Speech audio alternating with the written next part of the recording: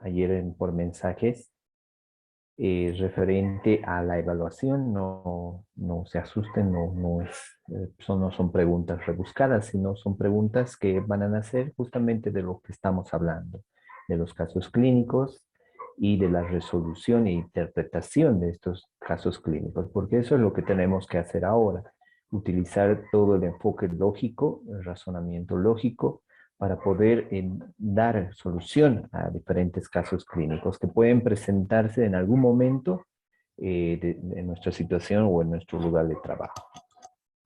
Ok, yo voy a comenzar entonces con la presentación y en cualquier momento, si ustedes tienen alguna pregunta que realizar, háganlo con toda tranquilidad, que estamos para resolver.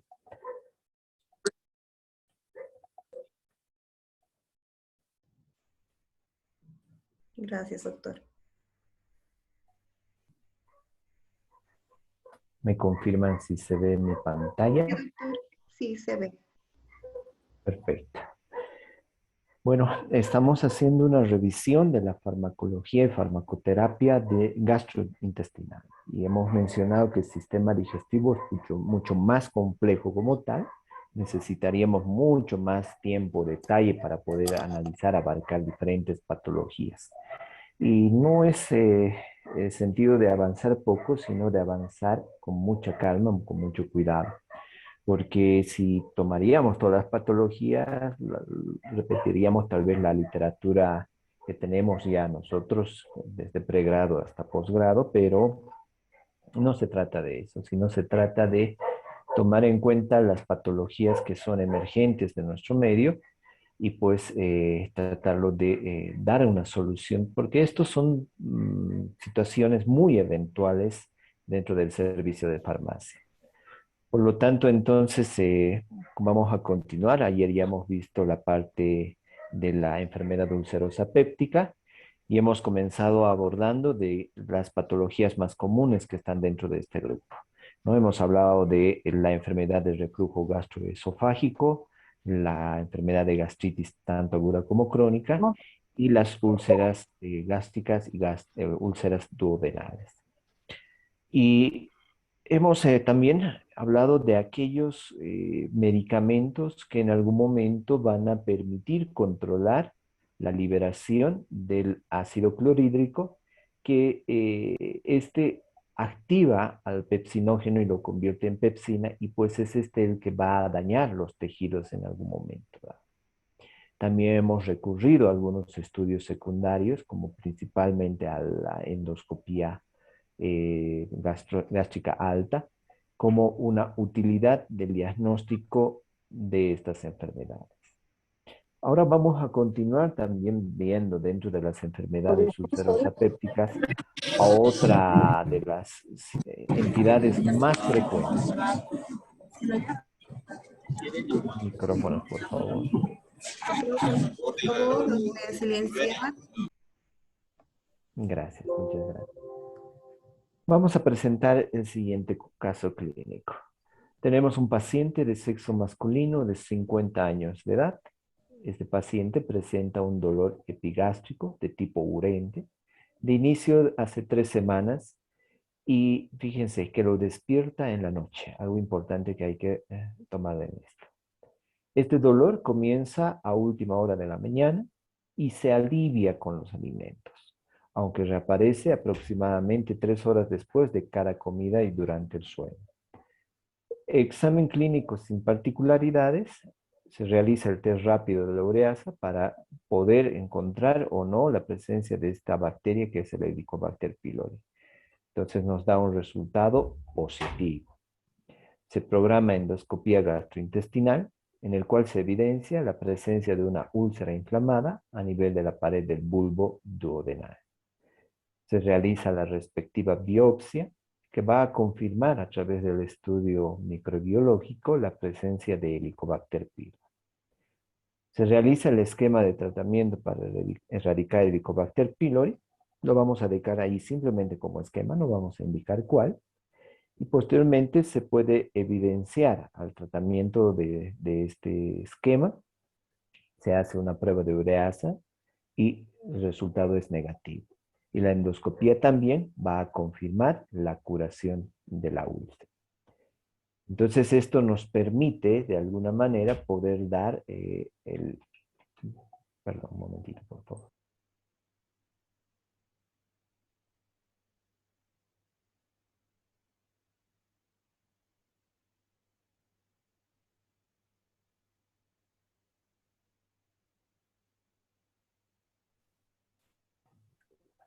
Bueno, les decía entonces que en este caso clínico es importante tomar de la mano al laboratorio, tanto al laboratorio de anatomía patológica como al laboratorio clínico y por supuesto el servicio de endoscopia.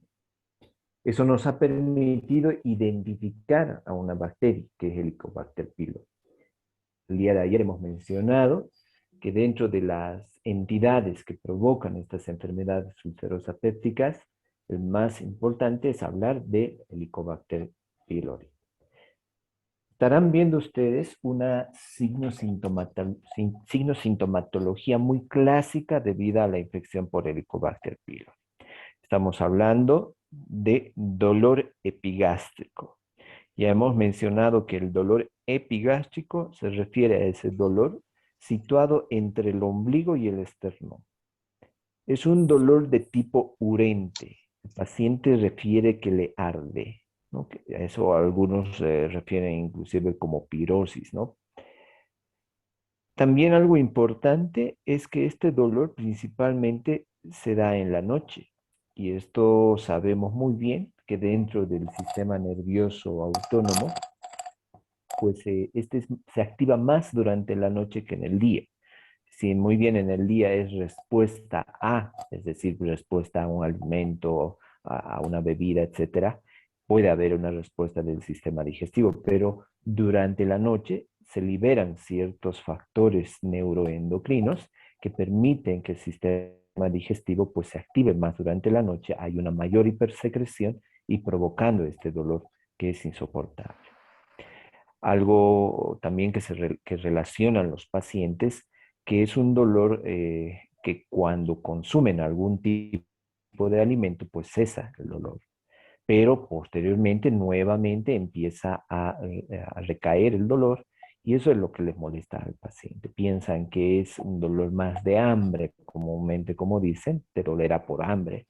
Come, obviamente, calma el dolor, pero posteriormente empieza nuevamente esta sintomatología. Eso nos va a llevar a un cuadro de una enfermedad ulcerosa péptica. Podría ser una gastritis, podría ser una gastritis a nivel estomacal, o podría ser una úlcera gástrica o una úlcera duodenal, que también está muy relacionado a los alimentos. Pero en el caso de las úlceras ya como tales, más se desarrolla con los alimentos, es decir, la persona come y el dolor empieza a aparecer, lo contrario de una gastritis inflamatoria, ¿no? Bueno, entonces lo que nos toca ahora hablar es referente a Helicobacter pylori. Aquí podemos observar una imagen en la izquierda, donde podemos ver a través de un estudio de endoscopía justamente aquella lesión que habíamos mencionado. Cuando hacemos un estudio de endoscopía ha evolucionado bastante, puesto que ya las técnicas endoscópicas ya inclusive utilizan una cámara, vemos allá directamente. Es un estudio que no tarda más de 15 minutos, no debería tardar más de 15 minutos. Es molestoso, por eso que muchos gastroenterólogos inclusive recurren a la analgesia. Eso es un poco discutible si es bueno o no utilizar la anestesia, pero de todas maneras siempre hay que buscar el confort del paciente. Entonces, si todo está controlado, podría hacerse. Va ingresando lentamente este instrumento a través de la boca, el esófago, llegan haciendo ya el estudio desde el esófago, viendo si hay alteraciones a nivel justamente de lo que les mencionaba ayer, a nivel de la línea Z, es decir, esa transición del epitelio del esófago y del estómago. Ingresa y lo que hay que ver es primero la estructura, buscar localizaciones de la anatomía clásica. Vamos a ver el color, que normalmente es un color rosado, rojizo. Vamos a ver ahí la vascularización. Y sobre todo vamos a buscar diferentes lesiones que podríamos encontrar. Y si es posible, podemos llegar hasta el duodeno, ¿no? Y hacer una endoscopía gastroduodenal, que sería lo más completo para poder verificar alguna alteración.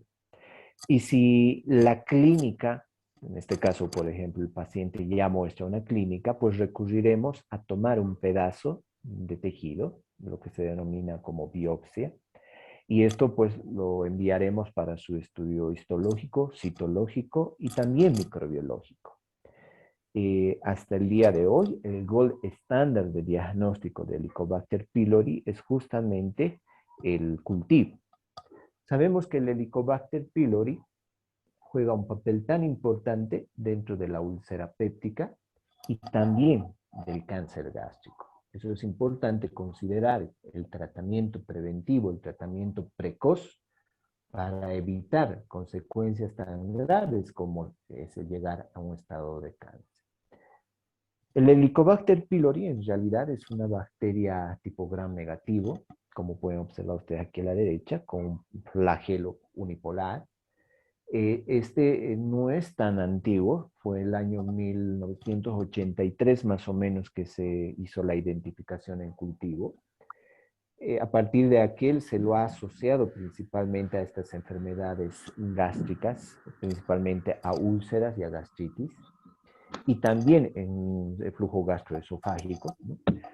Ustedes dirán, entonces, esta bacteria, ¿cómo puede sobrevivir en el estómago si nosotros tenemos un pH ácido? En realidad, esta bacteria, al tener este flagelo, le permite una gran movilidad. De la luz gástrica se dirige hacia el moco gástrico, a la mucosa gástrica, se introduce por debajo del moco, entonces haciendo contacto con el tejido epitelial gástrico, y gracias a la presencia de unas sustancias que se denominan adhesinas, se va a apoyar en estas células. Entonces, desde el lumen, donde el pH es completamente bajo y hemos mencionado entre 1.5 y 3, se dirige hacia el moco, hacia ese espacio donde el pH relativamente es neutro y le da las condiciones para que pueda desarrollarse y crecer. Bueno, de esa manera empieza a elaborar diferentes sustancias citotóxicas y principalmente enzimas. Recordaremos que la enzima más importante que produce es la ureasa. La ureasa actúa sobre la urea desdoblando en amoníaco y dióxido de carbono. El amoníaco se sitúa alrededor de él, dándole un pH más alcalino. Y eso le va a proteger de alguna manera del pH ácido que se encuentra en el estómago. Porque normalmente el estómago es un lugar donde gracias al pH ácido pues mueren las bacterias. Pero este escapa, es una de las bacterias que escapa justamente de la acción del jugo gástrico. Bueno, ahí podemos observar otra imagen donde podemos ver estos flagelos que es tan importante y le da ese movimiento a esta bacteria. Si nosotros hablamos de la prevalencia de esta bacteria, sí podríamos decir que se encuentra casi entre el 80 y 90% de los casos donde hay una patología gástrica, en este caso, pero no todos los pacientes portadores del Helicobacter pylori van a ser una úlcera, ¿no? La gran mayoría no. En realidad se habla entre un 20 a un 40% que sí llegarían a un estado de una úlcera. El resto simplemente llega a un casos inflamatorios y nada más. También es importante mencionar que la presencia de Helicobacter pylori no significa que el paciente realmente presente esa sintomatología mencionada. Muchos de los casos con la presencia de Helicobacter pylori solamente nos va a indicar que está presente la bacteria, más nada, son pacientes asintomáticos.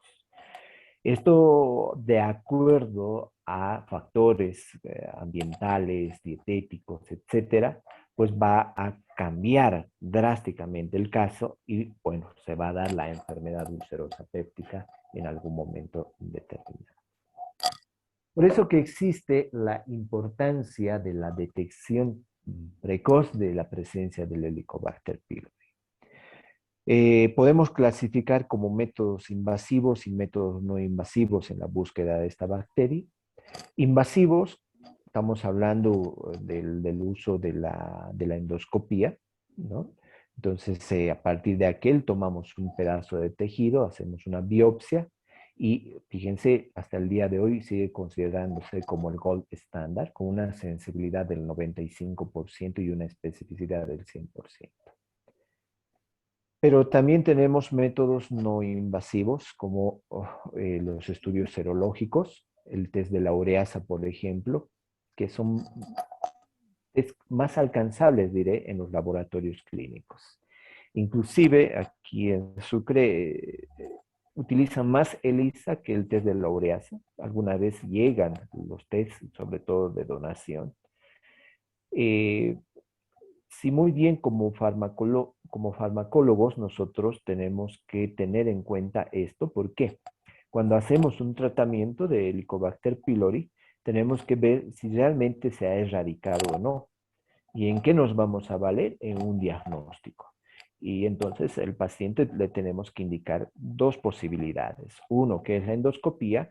Dos, que es un test, ya sea serológico o test de la urea. Es mejor, yo les recomiendo basarnos más en el test de la urea por aire expirado. Fíjense que tiene una sensibilidad del 100% y una especificidad del 98%. Esto me permite de una manera no invasiva poder determinar aquello. En todo caso, sería mejor aún la endoscopía, pero ¿cuál es más la utilidad de la endoscopía post-tratamiento? Verificar si realmente se ha curado la lesión, ya sea la úlcera o la lesión que se encuentre. Entonces tenemos que ir por esos dos tipos de diagnóstico. Puesto que si no hay curación de la lesión, no hay erradicación, pues el tratamiento ha sido en vano y tenemos que iniciar un nuevo esquema de tratamiento con el paciente.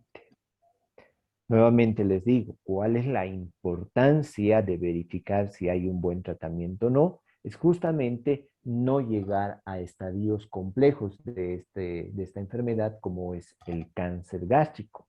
El Helicobacter pylori se ha asociado principalmente a dos tipos de cáncer, principalmente al adenomacarcinoma gástrico y también al linfoma tipo MALT, tejido linfoide asociado a mucosas, tipo gástrico, ¿no? Entonces, si vamos a asociar a eso, pues no tenemos que perder de vista que tenemos que nosotros realizar un buen seguimiento del cumplimiento farmacoterapéutico. Por lo tanto, aquí el seguimiento farmacoterapéutico es importante, que el paciente cumpla con las condiciones del tratamiento, con el tiempo establecido, con la dosis establecida, y luego posteriormente controlar a partir de estas dos pruebas, tanto la endoscopía como el test de la ureasa, para verificar la erradicación de la bacteria y verificar la curación de la lesión posiblemente por Helicobacter pylori. Muchos de los médicos ya el hecho de tener una gastritis se adelanta ya a realizar un esquema de tratamiento por Helicobacter pylori solamente basándonos en estadística, considerando que más del 80% en países subdesarrollados como Bolivia, pues existe la presencia de Helicobacter pylori en estos pacientes sintomáticos. Repito, y nuevamente invito a todos ustedes como profesionales a realizar estudios de salud pública, es decir, de epidemiológicos, para conocer realmente cuál es la prevalencia, incidencia de esta enfermedad, de esta bacteria, perdón, en presencia en pacientes sintomáticos como también en pacientes asintomáticos, puesto que esta bacteria, como hemos mencionado, tiende a complicarse en algún momento dado y eso, pues, bueno, nos puede generar algún tipo de complicación. Ahora aquí yo quiero aumentar y sugerir lo siguiente, y ayer les comentaba. Seguramente hoy por hoy el boom del diagnóstico en laboratorial es la biología molecular, y si esto se ha dado gracias a esta enfermedad de la COVID-19.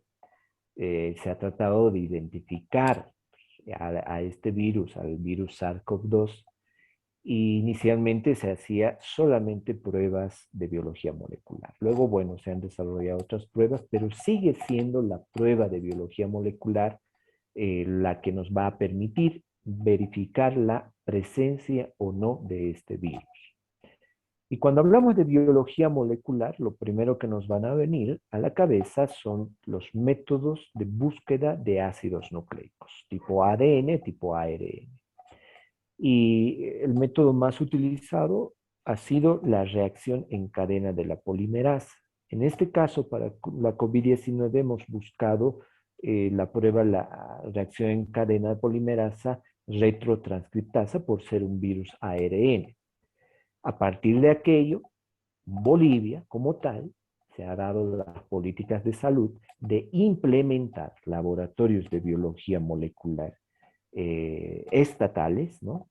En diferentes lugares, en casi todos los departamentos, diría yo. Obviamente, a partir de aquello también ha habido la apertura de laboratorios privados que también lo han hecho, porque inicialmente o era INLASA en La Paz o era Cenetrop en Santa Cruz los únicos lugares de diagnóstico.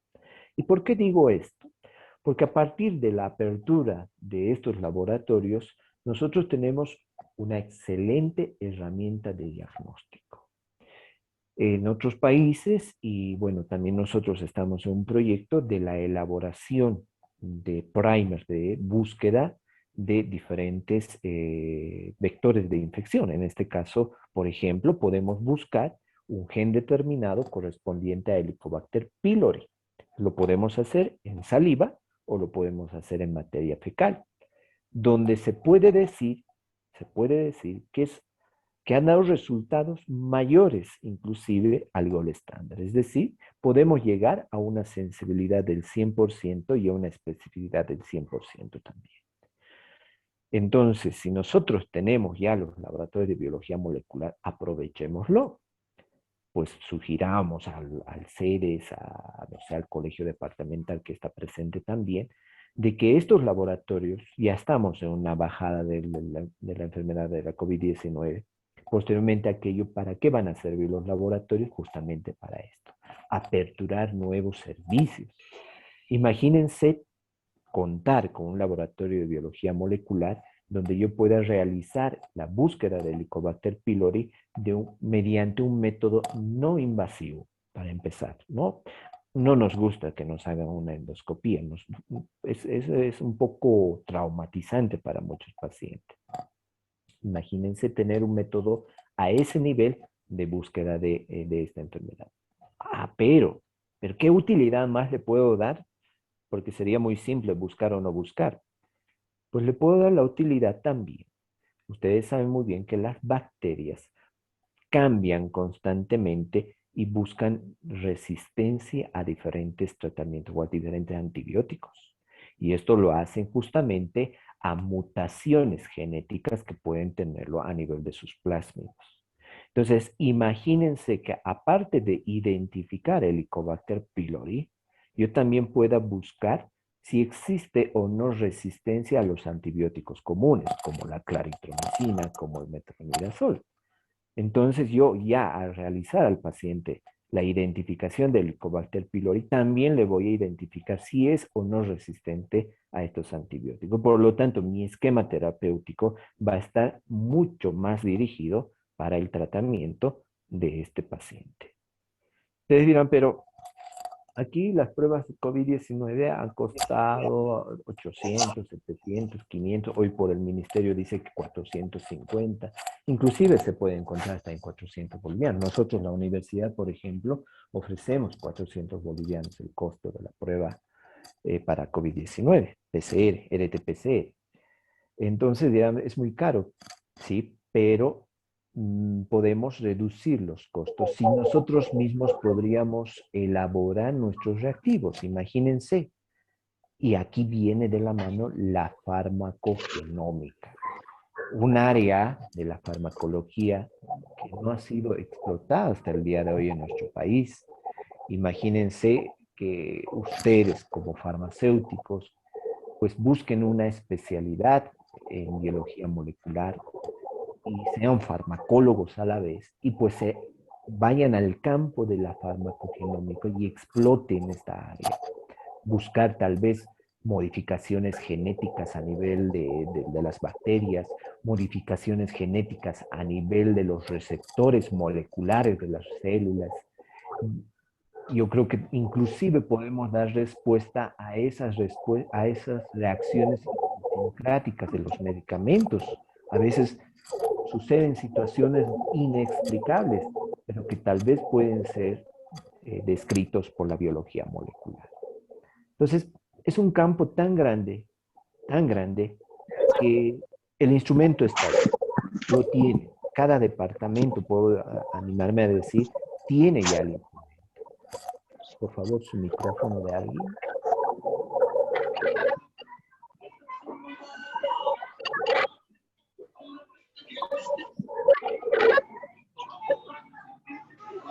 Si me ayuda, por favor, doctora Claudia. Gracias. Ya. Entonces les decía, tenemos ya el instrumento. Tenemos ya los termocicladores en todo lugar. Ahora, ¿qué nos falta? Es ampliar los servicios y poder utilizar realmente de una manera adecuada para el diagnóstico, para el seguimiento farmacoterapéutico desde el punto de vista de la farmacogenómica. Entonces, yo les invito ahora, y ojalá que muchos de ustedes se animen, y no digan que va a ser una pérdida de tiempo ni nada de aquello, no, todo lo contrario, va a contribuir, pero va a contribuir enormemente a la población. Porque vamos a tener tratamientos personalizados para empezar. Vamos a dar respuesta a diferentes situaciones inexplicables hasta el día de hoy. Entonces, eso nos va a permitir a nosotros realizar un verdadero servicio a la población. Eso he querido complementar justamente aquí con el diagnóstico, porque ahora, bueno, en el laboratorio nosotros estamos tratando de diseñar los primers de diagnóstico justamente de Helicobacter pylori, para poder realizar ese servicio adicional al paciente. ¿Cuántas veces no han escuchado ustedes esquemas de tratamiento? No, yo ya he hecho el tratamiento, pero igual continúo. O hacen el tratamiento y vuelven a hacerse una endoscopía, una biopsia, un cultivo y otra vez están con las lesiones, otra vez con la bacteria. ¿Y a quién culpan? Primero culpan al médico, luego culpan a los medicamentos que nos sirven y luego, bueno, tenemos esa dificultad lamentable.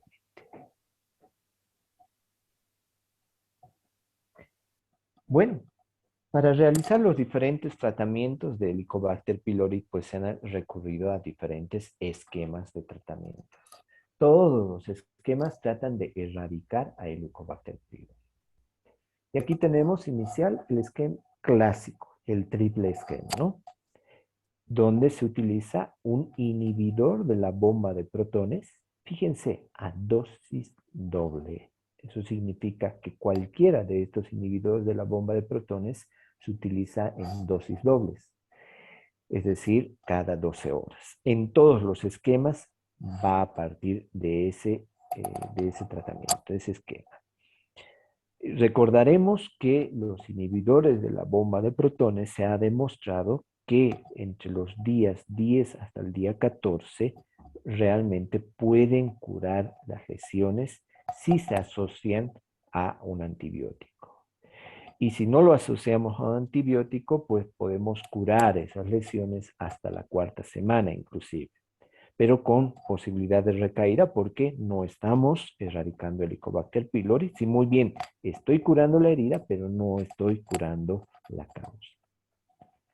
Entonces, ¿qué inhibidor de bomba de protones podemos utilizar? Los que hemos mencionado, ¿no? El omeprazol, esomeprazol, lansoprazol, pantoprazol.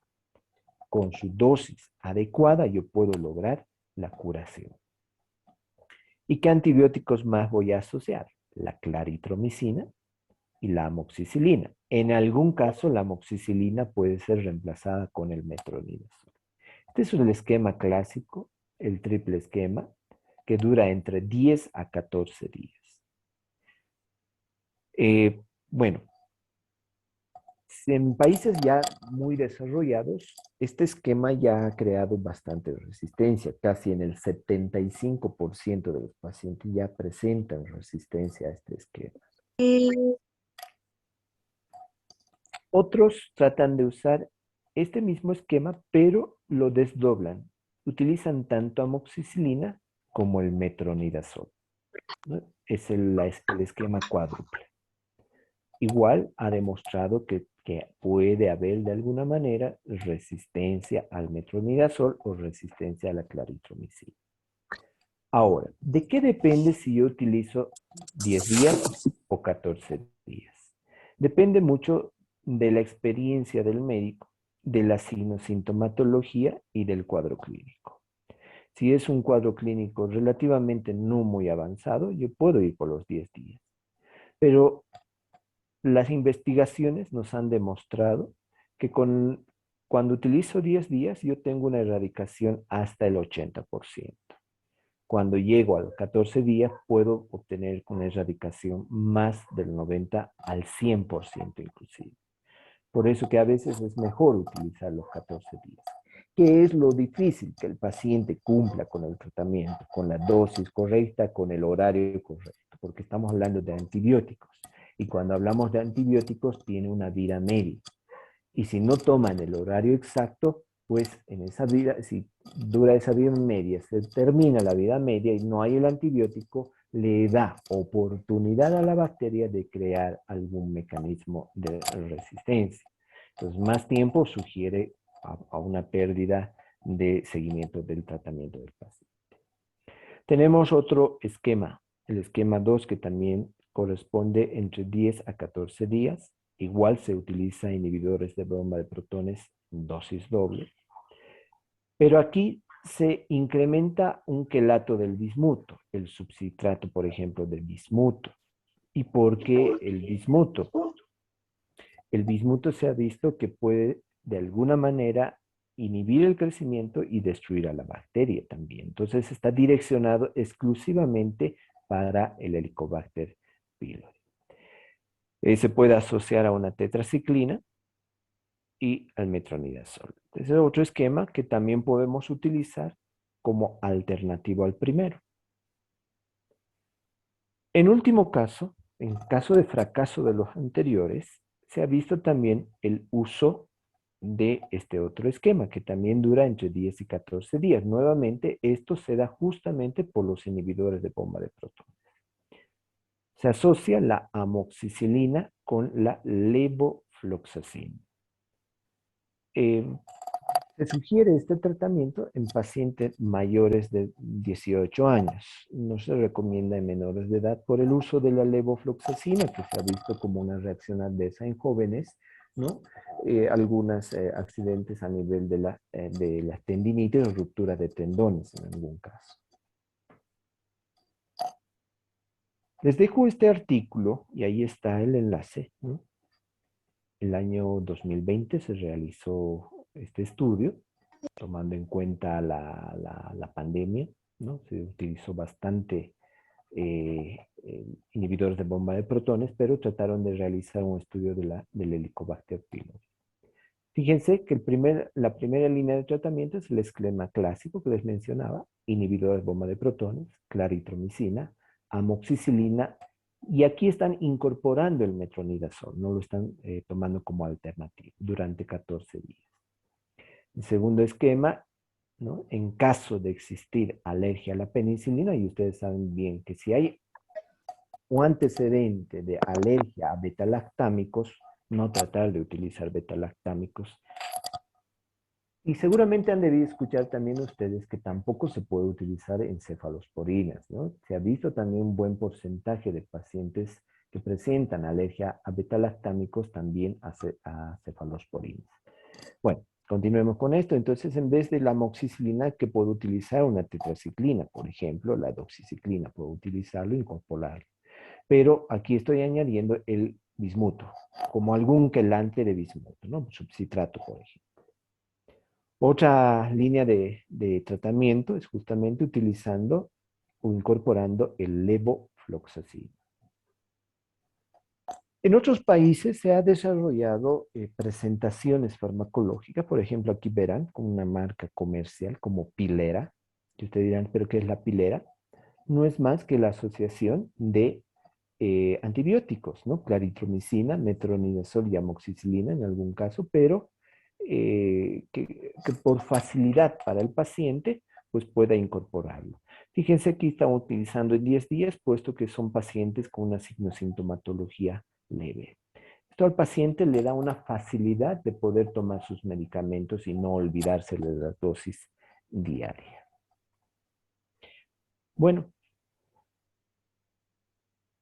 aquí podemos observar nuevamente otro estudio, y aquí tienen el enlace para que puedan revisarlo. Fíjense, igual de la misma manera, pero aquí ya tenemos los resultados. Fíjense del esquema cuádruple sin bismuto, estamos hablando de inhibidor de bomba de protones, amoxiclaritro, ¿no? Y no están utilizando metronidazol aquí, sino el nitroimidazol. Fíjense que la tasa de curación es menos del 90%. Ha existido, pero es resistencia a claritro y a metronidazol más del 15%.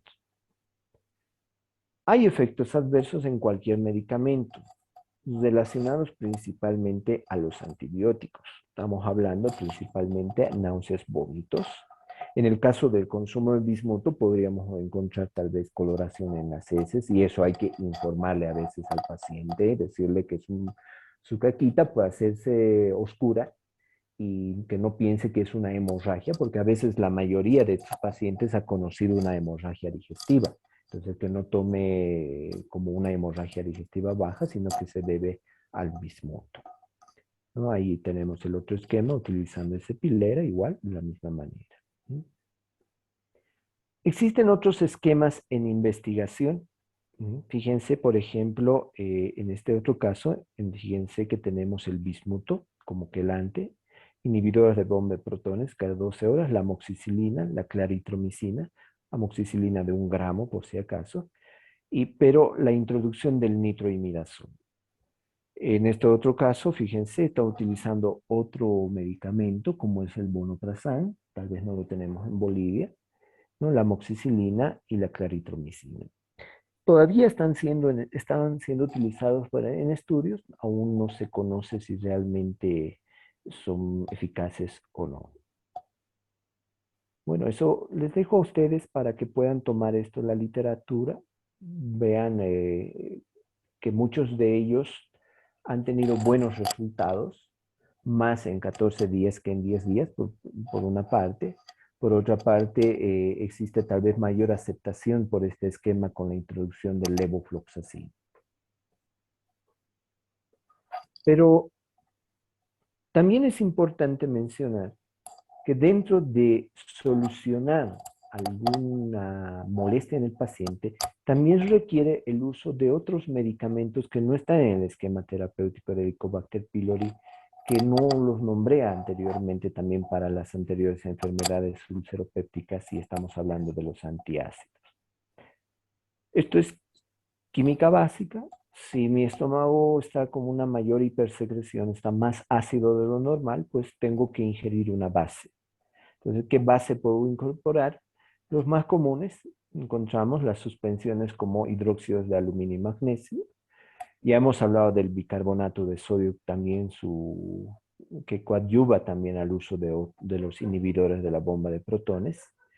El carbonato de calcio también en algún caso.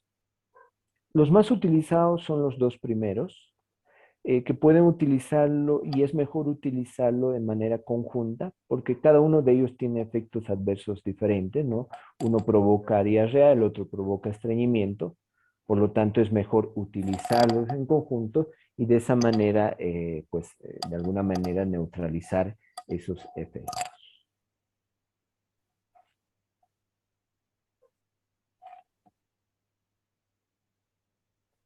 Las indicaciones cuando ustedes den el tratamiento con antiácidos no es cuando les duela. Eso tiene que perderse, esa costumbre. El paciente trata de pedir medicamentos cuando hay dolor. En realidad al paciente hay que educarle y indicarle justamente que el dolor se debe a explicarle la enfermedad. Y por lo tanto, para evitar que exista el dolor, pues yo tendré que darle estos medicamentos. Por ejemplo, los antiácidos, se sugiere mejor que tome de 1 a 3 horas después de ingerir los alimentos y antes de acostarse. Existe algún preparado de hidróxido de aluminio y magnesio que también viene con otros medicamentos. Por ejemplo, tal vez podríamos hablar del Digestan compuesto, por ejemplo, que aparte tiene simeticona y otros más, que hacen que se tome 15 minutos después de las comidas, pero eso se debe a otro efecto que se quiere llegar con este tipo de medicamentos. En cambio, con los antiácidos se sugiere esperar este tiempo. ¿Por qué?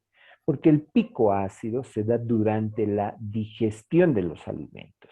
Y la digestión de los alimentos dura entre 1 a 3 horas de acuerdo al tipo de alimento que nosotros hemos consumido. Por ejemplo, si ustedes se deben dar cuenta, si ustedes van a comer una parrilladita, pues tarda todavía entre 3 a 4 horas todavía en digerir, en pasar del estómago hacia el intestino. Todavía hay una retención porque justamente se tiene que dar ese fenómeno de mezclado, amasado, etcétera, ¿no? A nivel del estómago. Entonces, hay que recomendar al paciente que tome el antiácido de 1 a 3 horas. Obviamente que el paciente quiere que le calme el dolor, ¿no? Pero el efecto no va a ser tan instantáneo. Hay que explicarles muy bien al paciente que...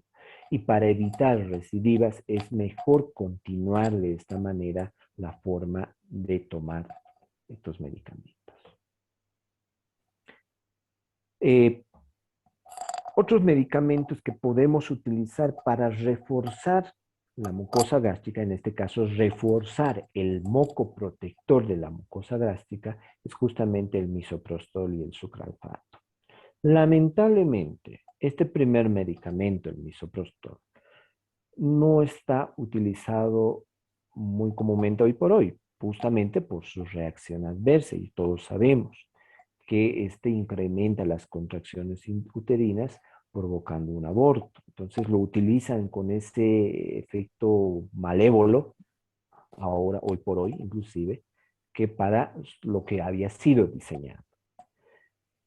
El misoprostol es una prostaglandina tipo E2, por lo tanto mejora la consistencia del moco, mejorando también el flujo sanguíneo, mejorando el recambio celular. Eso es pues estupendo porque de esa manera yo realmente estoy protegiendo mi mucosa gástrica. Por lo tanto, es importante considerar el uso de este medicamento exclusivamente en pacientes que requieran pues justamente utilizar para proteger su mucosa gástrica. Si mi tratamiento es aliviar el dolor, mejorar, no sé, por decirles, la curación de las heridas gástricas, pues el misoprostol lo va a hacer.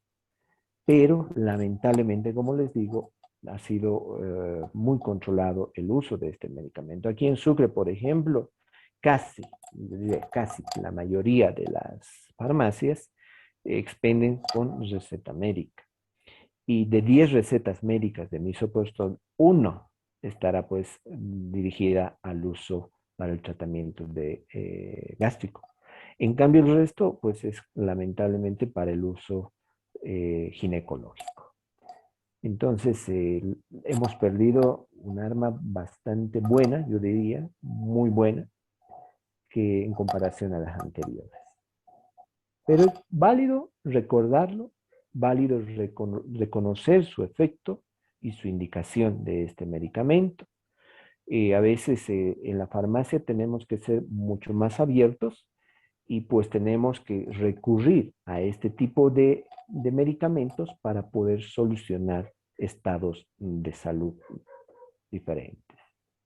La dosis, fíjense, de 100 a 200 microgramos, ¿no? De esa manera se inhibe, fíjense, hasta el 85-95% de la secreción del ácido en estado basal. Después de los alimentos se puede inhibir de entre el 75 al 85%. Esto después de los alimentos con la ranitidina puedo llegar a estos niveles. Podría llegar, pero la ranitidina no me da ese poder protector de la mucosa gástrica. Eso es lo lamentable. Fíjense, también puede utilizarse como un profiláctico de úlcera a una dosis de 200 microgramos repartido en 4 veces al día. Entonces es interesante este medicamento y ojalá que llegue el momento de que nuevamente se utilice, obviamente bajo receta médica, pero para su fin inicial, porque este fue utilizado inicialmente justamente para esto, ¿no? No para el uso ginecológico. El sucralfato también es otro polímero citoprotector gástrico, ¿no? Es el octasulfato de sacarosa, donde se le añade el hidróxido de aluminio. También es otra molécula muy buena también, se lo asocia a otros medicamentos. Veo que vienen con suspensiones de hidróxido de aluminio, hidróxido de magnesio y sucralfato. Entonces, maravilloso. Este se adhiere, fíjense, a nivel de la lesión. Es como si ustedes estarían colocando una crema que me va a curar una herida, pero a nivel estomacal, ¿no? Se va justamente a la lesión, forma una capa protectora y de esa manera evita que tanto el jugo gástrico con su contenido, ácido clorhídrico, pepsina y demás, pues puedan tener efecto sobre él, permitiendo que esta lesión pueda sanar por su propia cuenta. Fíjense, por su propia cuenta. No está de alguna manera actuando directamente en la curación, ¿no? Sino primero está protegiendo el lugar del ácido, ¿no? Y tiene un efecto indirecto, ¿no? Sobre las prostaglandinas y de esa manera puede haber mayor flujo sanguíneo y de esa manera puede sanarse las heridas gástricas internas. Fíjense que puede utilizarse en cualquier paciente que tenga úlceras duodenales o gástricas o cualquier tipo de lesión gástrica que podemos encontrar en la endoscopía.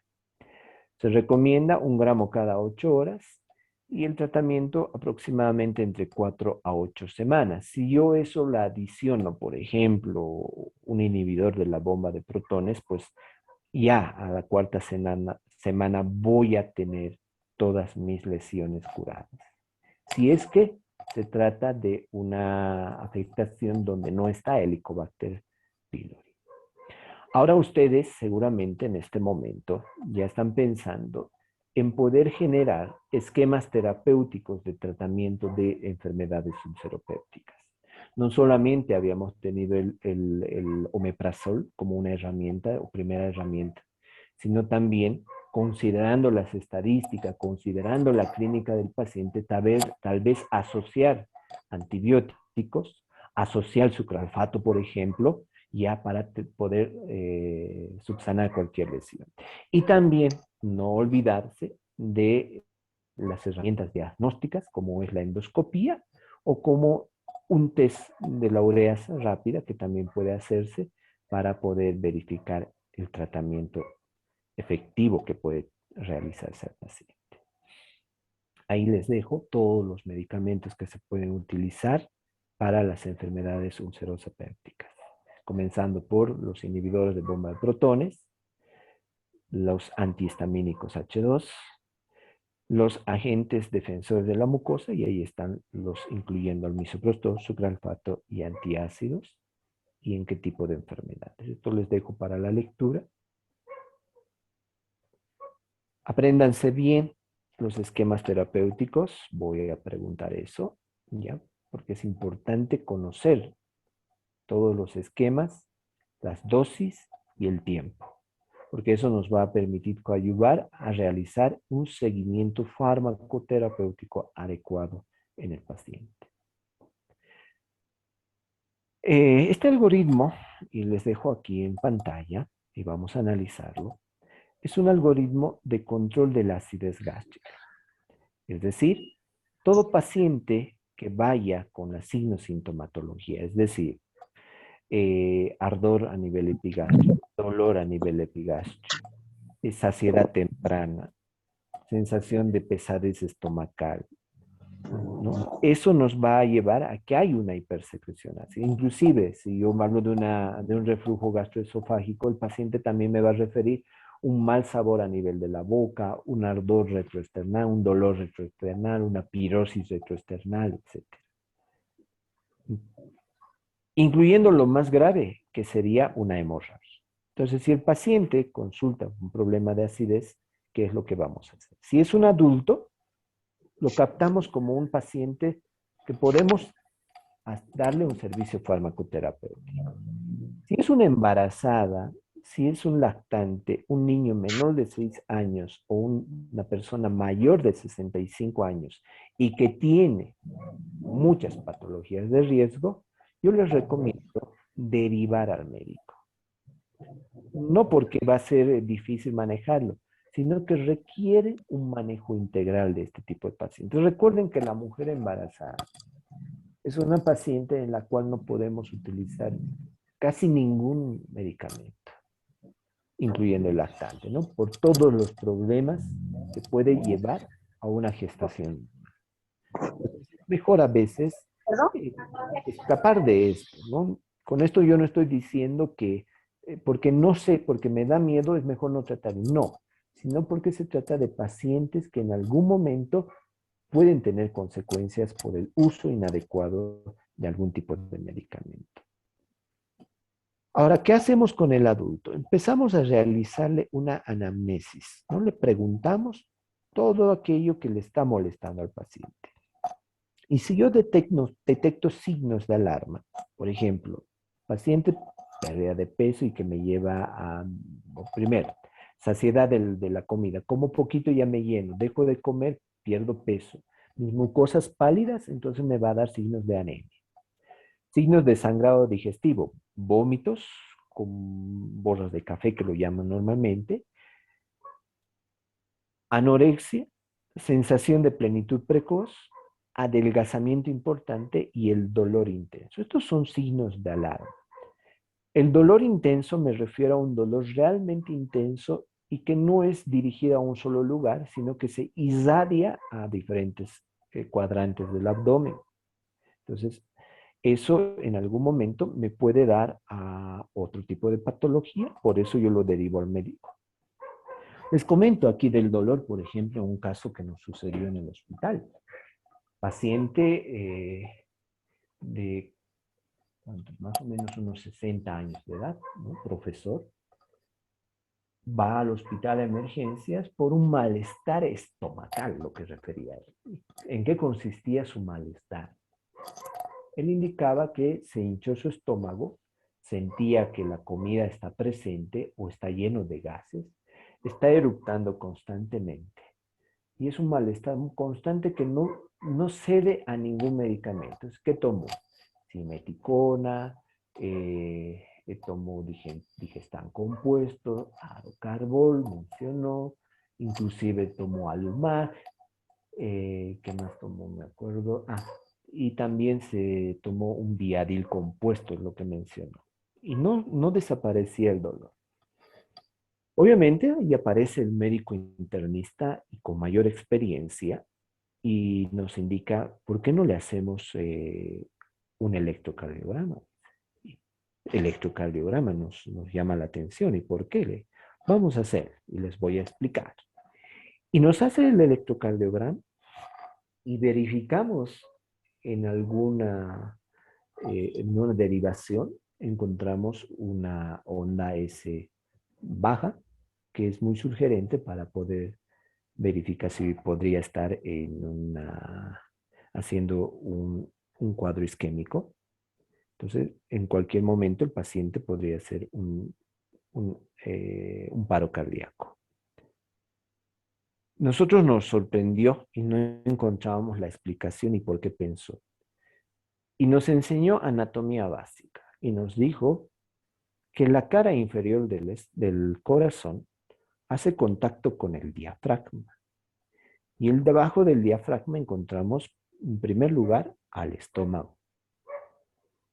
Hay una respuesta directa de una lesión a nivel del corazón y que repercute por vías sensitivas hacia el estómago, dando ese cuadro que pareciera que fuese una gastritis, ¿no? O una dispepsia. pero en realidad lo que el paciente estaba haciendo un cuadro isquémico.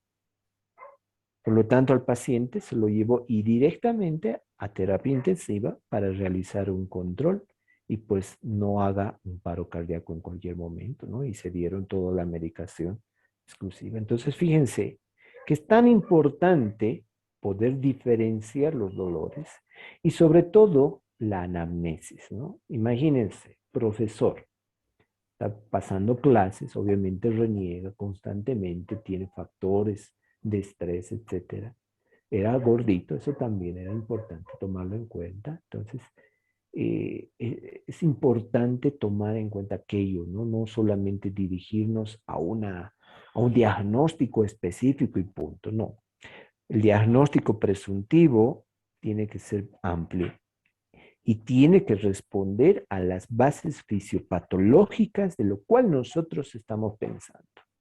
No por nada lo hemos metido a terapia intensiva por una gastritis, no. Aquí se vio algunos factores de riesgo y sobre todo, en este caso, un electrocardiograma que nos sirvió en algún momento para poder realizar el diagnóstico certero, precoz y pues realmente muy puntual.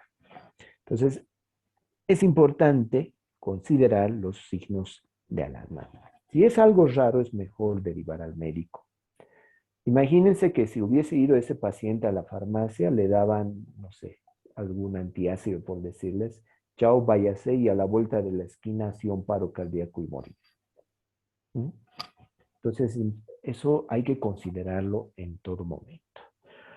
Las bases fisiopatológicas, la terapéutica, la clínica y la semiología para poder realizar un diagnóstico precoz.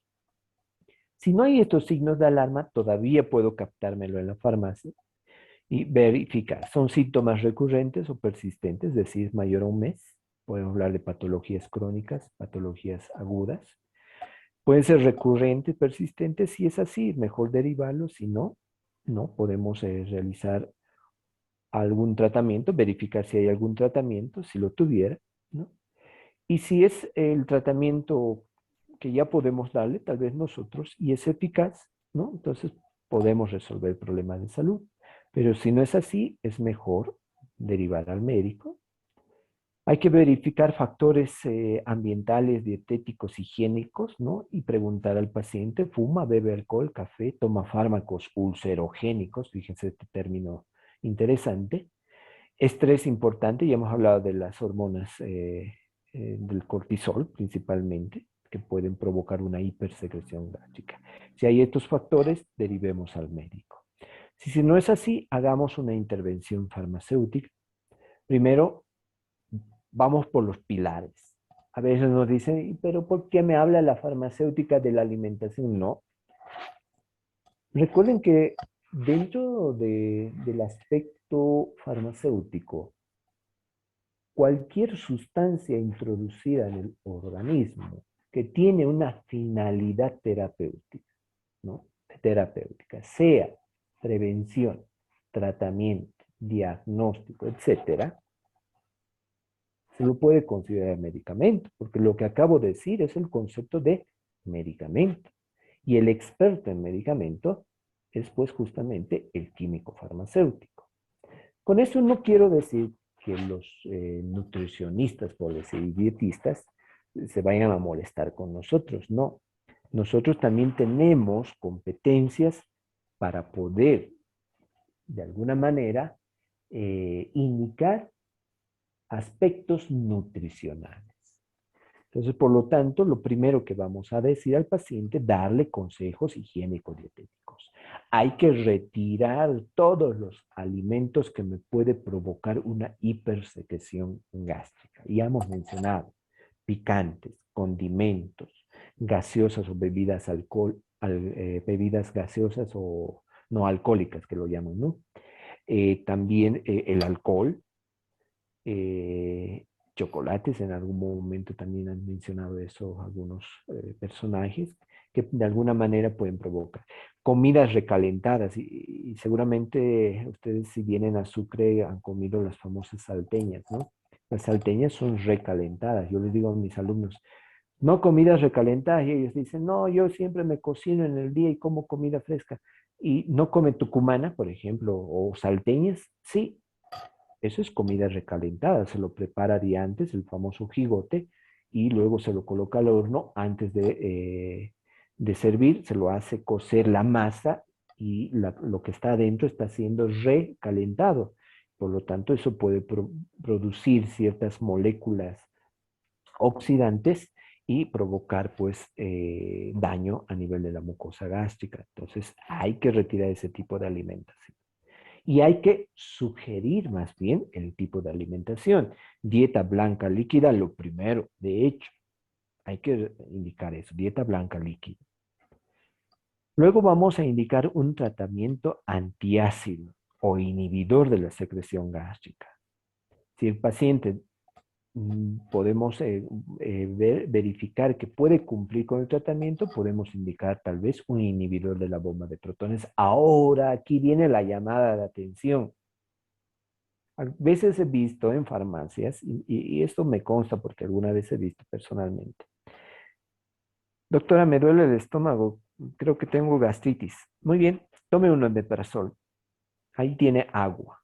Un omeprazol, imagínense, con un omeprazol, ¿va a poder solucionar su cuadro? Aquí viene realmente el servicio farmacoterapéutico de la farmacia. No lo traje en mi cuadro de farmacología, de farmacovigilancia que lo tenemos nosotros en el CIN y qué tipo de prestaciones podemos realizar los farmacéuticos. Y uno de ellos dice consulta farmacéutica. Podemos hacerlo. No somos médicos, obviamente, pero podemos realizar consulta farmacéutica. Sí. ¿Podemos tratar? Sí. Nadie nos dice que no. Podemos tratar y podemos recomendar sobre todo. Por lo tanto, yo le voy a indicar al paciente, un omeprazol no le va a ayudar. Usted tiene que hacer un esquema de tratamiento. Usted quiere acceder a realizar ese esquema de tratamiento y que yo le preste un servicio de farmacovigilancia, ese es el verdadero servicio que tenemos que dar. Entonces, le brindaré ese tipo de servicio. Entonces, le daré un antihistamínico H2 o utilizar un inhibidor de la bomba de protones. También puedo utilizar antiflatulentos o enzimas digestivas que también me permiten de alguna manera reducir ese malestar de saciedad, esa hinchadez que tienen a nivel de la boca del estómago. Entonces puedo darles tipo medicamentos. Entonces, si esto no me ha permitido solucionar el estado del paciente, el problema de salud del paciente, puedo a los 7 días dar nuevamente mi opinión y si no me da el resultado, pues lo puedo derivar al paciente, al médico, perdón. Y fíjense, todo viene aquí a derivar al médico de atención primaria, es decir, primer nivel. Creo que a partir de esta enfermedad hemos aprendido mucho. Y realmente ahora los escenarios de primer nivel pues se han dado más preferencia en poder adecuar los ambientes, incrementar puestos o, mejor dicho, ítems de salud y demás. Al comienzo de la pandemia versus ahora, por ejemplo, yo diría que hemos mejorado en el sistema de salud. No será lo que queremos, pero hemos mejorado. Lamentablemente no hemos tenido aquello en su momento, pero ahora sí podemos contar. Por ejemplo, y ustedes se deben dar cuenta, podemos tener tal vez laboratorios en la mayoría de los puestos de salud de primer nivel. Cuestión que no había antes, solamente algunos tenían aquello. Tienen servicio de farmacia, pero aún seguimos luchando aquello, ¿no? No todos los de primer nivel tienen farmacéutica, ¿sí? ¿Quién se hace cargo? La enfermera o el médico. Pero tenemos que seguir insistiendo. Y eso yo sé que es poco a poco, paso a paso, y tenemos que tener paciencia. Se van a crear diferentes puestos de trabajo para nuestros futuros profesionales. Y qué mejor enseñarles a estos futuros profesionales e indicarles que nosotros como farmacéuticos realmente tenemos que tener presencia en el momento del seguimiento farmacoterapéutico, en el servicio farmacéutico real que tenemos que brindar. Y es así como el farmacéutico realmente va a abrir puertas y se va a dar lugar en el centro de salud, en el hospital de segundo, de tercer nivel. Entonces, acudamos nosotros primero a nuestros médicos. No saturemos nuestro tercer nivel, nuestro segundo nivel. Primero vamos a primer nivel. A partir de aquello vamos paso a paso. Segundo nivel, tercer nivel. Eduquemos a nuestra población. Eso es lo que tenemos que también nosotros contribuir como profesionales del área de salud. Muy bien, por hoy vamos a dejar allí. Si tienen alguna pregunta, alguien, adelante, estoy para escuchar.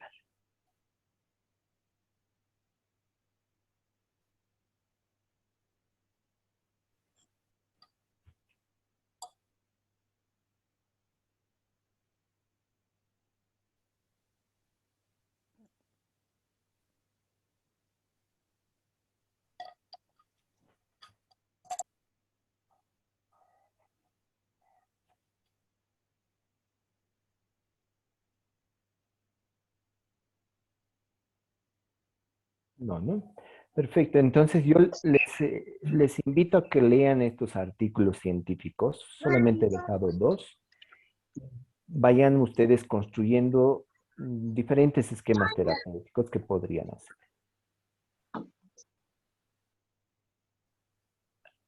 Sí, adelante, doctora Jen. Buenas noches, doctor. Una consulta. En un paciente con problemas gástricos, ¿puede tener dolor a nivel intercostal al lado izquierdo? A nivel del lado izquierdo podría haber un reflejo. Recordemos que encima del estómago se encuentra el diafragma. Podría haber un dolor de reflejo a nivel inferior de la parrilla costal. Podría existir. ¿Y por qué se podría deber? Justamente a esa sensación de pesadez que siente el paciente con problemas gástricos. Hay mayor acumulación de gases, la misma mucosa está inflamada, se hincha el lugar, etcétera, ¿no? Entonces eso puede de alguna manera empujar el diafragma y repercutir como un dolor de reflejo a nivel de la parrilla costal izquierda. Cuestión que no es muy común, pero puede darse como un reflejo del dolor. Otra consulta más, doctor. Mire, en un paciente que tiene problemas gástricos y se le ha recomendado también tomar relajantes musculares, acompañado de un omeprazol en este caso, y ha habido una mejoría, pero ¿por qué darle un relajante muscular más? ¿Qué antecedente tiene el paciente aparte? Solamente problemas gástricos y el dolor era intercostal de este paciente y se le ha recomendado darle relajante muscular con Tal vez aquí, inhibidor de bomba de protones de Tal potasio. vez aquí el médico está tratando de atacar a dos puntos. Tal vez solamente es un problema muscular, en este caso, darle un relajante muscular para ese dolor y darle un inhibidor de la bomba de protones para aliviar de alguna manera la inflamación que podría existir. Pero son dos causas diferentes que tal vez está atacando el médico, ¿no? En este caso. Pero tendría que haber mejorías, porque si es dolor netamente muscular, tendría que mejorar, pero el dolor, si es a causa de alguna patología gástrica, con un inhibidor de bomba de protones, poco voy a poder aliviar, a no ser que haga dosis doble durante 2 a 3 semanas. Realmente yo vería un efecto real en la mucosa gástrica. Menos, no creo que tener un resultado efectivo. Gracias, doctor, por la respuesta. Doctor, buenas noches. Ujú. Gracias. En cuanto a la toma, por decir, el omeprazol sería de tomarlo en ayunas y la amoxicilina, claritromicina ya después del desayuno, ¿o cómo sería lo ideal de la toma? Sí, sí, se considera mejor tomar después de los alimentos o con los alimentos, ¿no? Y no habría ningún problema con aquello, pero si yo recomiendo los inhibidores de bomba de protones tiene que ser sí o sí en estómago vacío. Por eso que al despertar y antes de acostarse, por un lado. Y los antibióticos pues tienen que tener su hora exacta. Eso lo hemos aprendido desde pregrado y tenemos que comprenderlo y la literatura lo dice. Cada medicamento tiene un tiempo de vida media. Por lo tanto, a la hora que he tomado, tengo que volver a tomar a la misma hora de acuerdo a la dosis diaria. Eso tiene que ser imparable. Tenemos que anotarlo inclusive en nuestro celular, colocar una alarmita y colocar y indicar que tengo sí o sí que tomarlo. Eso tiene que Ya. partir de nosotros y educar también a la población. A veces les decimos, usted va a tomar 3 veces al día. Va a tomar con el desayuno, con el almuerzo y con la cena. Eso está mal. No está cumpliéndose las dosis, porque el último medicamento que ha tomado, por decir, 8 de la noche y está desayunando a las 8 de la mañana, son 12 horas que ha pasado. En esas 12 horas, digamos que el tiempo de vida media sea de 6 horas, ¿y qué pasa en las 2 horas? Ya no hay medicamento. ¿Y qué hace la bacteria? Cualquier antibiótico empieza a desarrollar mecanismos de resistencia antibiótica. Entonces, eso hay Ya. que buscar al paciente. Ya, doctor. Entonces podría ser, por decirle, 6 de la mañana su omeprazol o algún otro inhibidor y a las 7 de la mañana y 7 de la noche sus antibióticos, ¿verdad? Exacto, exacto. Y Ya, se gracias. recomienda que esté alejado nomás de los inhibidores de bomba de protones. También eso, siquiera 1 hora antes o después de los inhibidores de bomba de protones. Ya, gracias, doctor.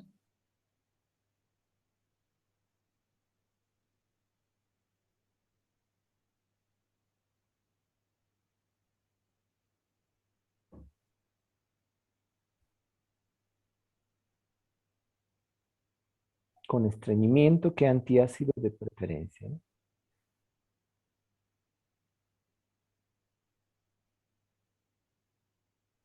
Miren, yo había querido introducir el tema de medicamentos que modifican la motilidad intestinal, sobre todo para medicamentos utilizados en el estreñimiento.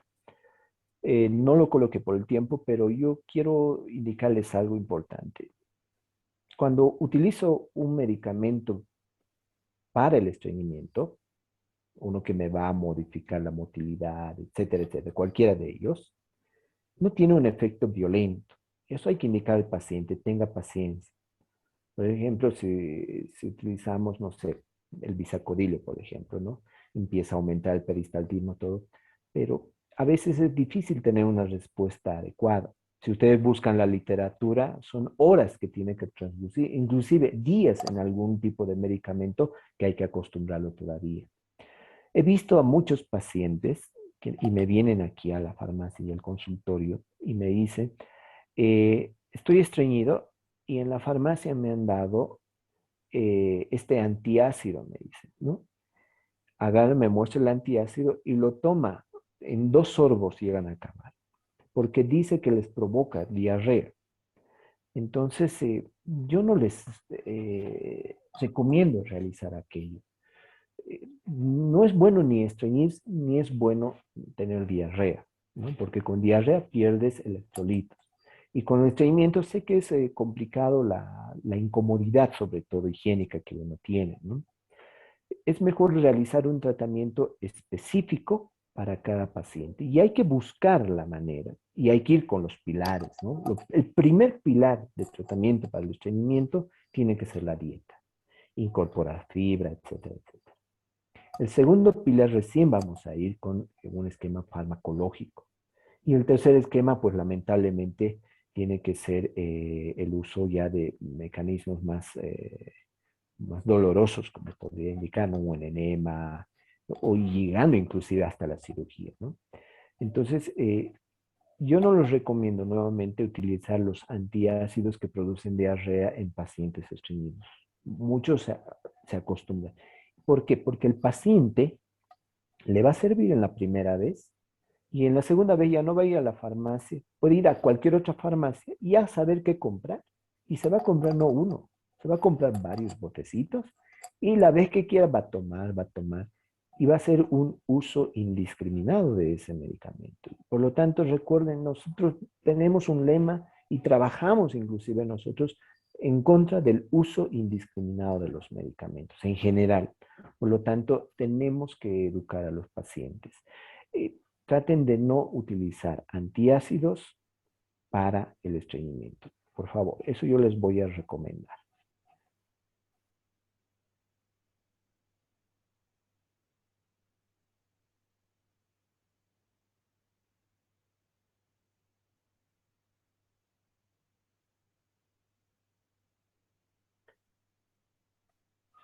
Seguramente ustedes han visto diferentes tratamientos en internet, ¿no? Incluyen el uso del limón con el bicarbonato. No he visto un estudio científico que me demuestre que sirve en realidad, pero sí he escuchado pacientes que lo hacen y dicen mejorar. Tengan en cuenta que el limón tiene ácido cítrico dentro de otros ácidos, por lo tanto su pH es ácido. Y el bicarbonato obviamente en pH alcalino. Ácido base me va a formar sal y agua. Voy a neutralizar. No sé cuál llegue a ser realmente el efecto beneficioso para la gastritis, pero lo hacen y refiere el paciente que le sirve. Por lo tanto, más bien sería bueno realizar un estudio real de la medición del pH con este tipo de tratamiento. Es decir, en buscar la manera de cómo obtener jugo gástrico del paciente antes de introducir este preparado, ¿ya? Y medir posteriormente a la toma de este preparado y medir el pH. Realmente, ¿cuánto puede variar el pH intestinal? Si alguien ya lo hace y está haciendo un tratamiento para Helicobacter pylori, pues lo único que les sugiero es alejar de la toma de los antibióticos. Recuerden que los antibióticos vamos a tomarlo por vía oral y una modificación o alteración a nivel del estómago que es diferente al resto del día puede alterar la absorción de estos medicamentos. Si lo hace, que lo haga muy alejado a la toma de los antibióticos. Creo la última pregunta en el chat, doctor. ¿Un paciente con úlcera y sangrado gástrico puede utilizar 7 ampollas de omeprazol en ampolla? Úlcera de sangrado gástrico. Nuevamente, los inhibidores de bomba de protones permiten la curación de las heridas de úlceras. Mejor aún si es vía parenteral, ya hemos mencionado que va a llegar a su sitio de acción y va a poderse activar y dar su efecto farmacoterapéutico. Si tiene la posibilidad de acceder, yo lo haría por lo menos mínimo 10 días. Nuevamente, de 10 a 14 días se ha demostrado que realmente puede existir una curación de las lesiones ulcerosas, siempre y cuando no sea Helicobacter pylori. Si es Helicobacter pylori, hay que acompañarlo con antibióticos, recuerden eso. Podríamos utilizarlo, no va a haber ningún problema. A veces se escapan los pacientes porque es inyectable. Pero comentarles, yo tengo aquí bastantes pacientes más bien que me exigen que yo utilice inyectables. Entonces, hay todo tipo de pacientes. Si el paciente está de acuerdo con la posibilidad económica y con la posibilidad de ser inyectado diariamente, pues adelante, magnífico, el tratamiento va a ser perfecto. Creo que no hay más preguntas, colegas.